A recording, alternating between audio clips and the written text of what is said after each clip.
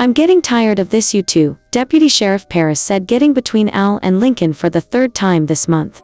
He was a vampire, tired of the same nonsense.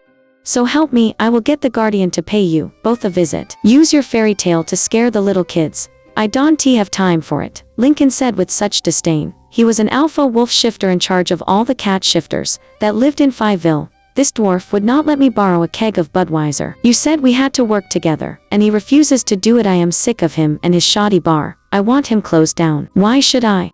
Last week he didn't let me borrow the coolers I needed. He's a bully, and I'm sick of his bad attitude. Al said, smiling with that smug look, his eyes glinting, knowing he was setting his rival up for a fall. Well, I'm sick of both of you. Order more supply and quit trying to better the other one. If you can't do better, I will talk to the sheriff about shutting both of you down till we can make something work. Why do I have to go? I whined from behind my desk. Because you're a witch, in every sense of the word, and I need someone who won't be in awe of the stupid paranormals, Oliver North said. He was a self-made man, and he didn't think too much of excuses. As long as it takes, but since they are just coming into tourist season, plan on it being a while. I was a witch from a well-respected family that were all in the medical field. Unfortunately, my powers were non-existent, so I wasn't any better than a human when it came to doing magic and spells. I was tired of being classified because of my different background. Yes, Maurice Oliver, requesting a room and a travel pass. I said into the phone to the Witch Council. No ma'am, I'm full grown, just severely handicapped in powers. Factor 1. I don't have any powers, I am just from a witch family. Mar, you can't go to Fiveville. You are a witch with no magic. It would be dangerous for you, my mother said. I love you, honey, but with your limited capacity, no witch will be willing to marry you. We need to think about your future, sweetie. It's fine, Mom, because I don't want to get married anyway.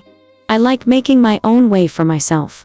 Be careful, sweetie, my father, Tom Oliver, head surgeon in paranormal species, said, wrapping me in a huge hug. The Guardian lives there. He is real and he is dangerous.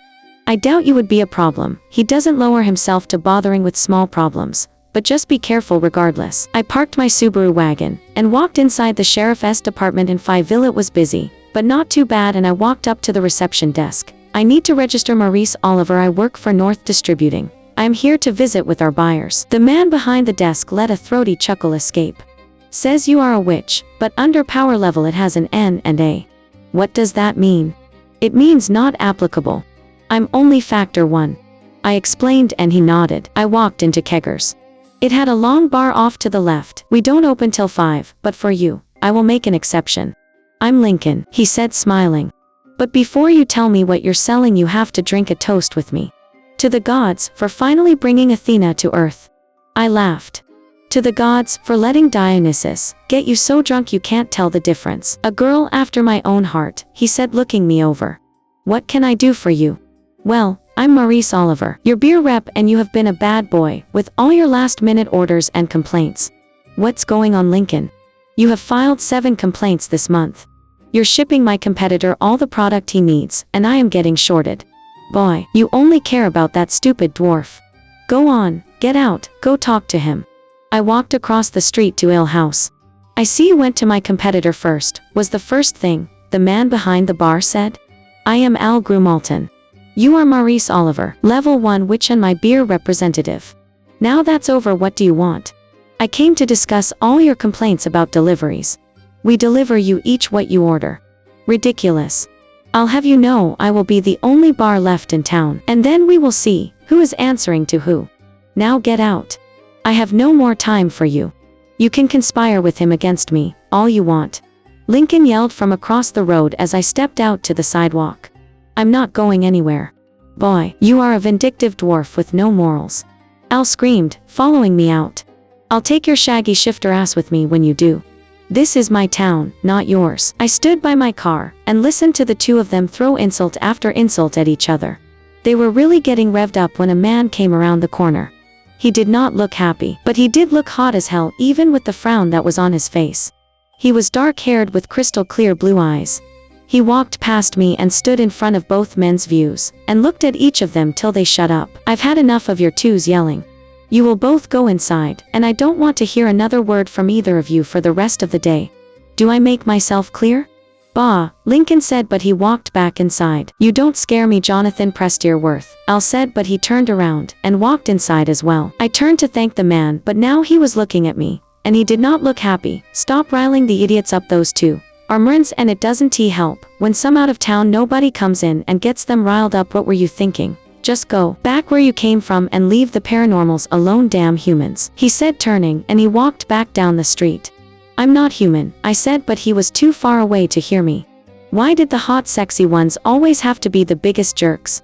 Jonathan Presteerworth, from the East Coast Worths, and also our resident head witch, Harper said later at the inn. He owns and runs mail orders. If you need something, he can get it. He's our version of Amazon for the supernatural world. That night at the pizza shop, the door opened and I lost my voice. It was him, Jonathan, the mean witch. He looked like he smelled something funny. Hanging with humans, Harper, or is that the flavor of the week? He asked. I'm a water nymph, we flow from love to love. You just didn't have any. Harper shot back. Hi, I'm Maurice, I said, trying to be polite to the man sitting with him. Harvey, I'm a shifter. Well, sometimes it's a curse from a witch. Do you know the family? I have some relation that may be able to help you. I asked quickly. What family could you possibly have that could help him? Jonathan asked a little prissy. I know the head of surgery for East Coast Medical, Tom Oliver. Do you know anyone better than that? I said, sneering back at him. His face lost the heat he had gathered. Your dad, you're Tom Oliver's daughter, the level 45. Jonathan spoke up. No, I'm his stunted daughter, the level 1. Harper, I'm not hungry anymore. Can we go? I asked, not wanting to be here anymore.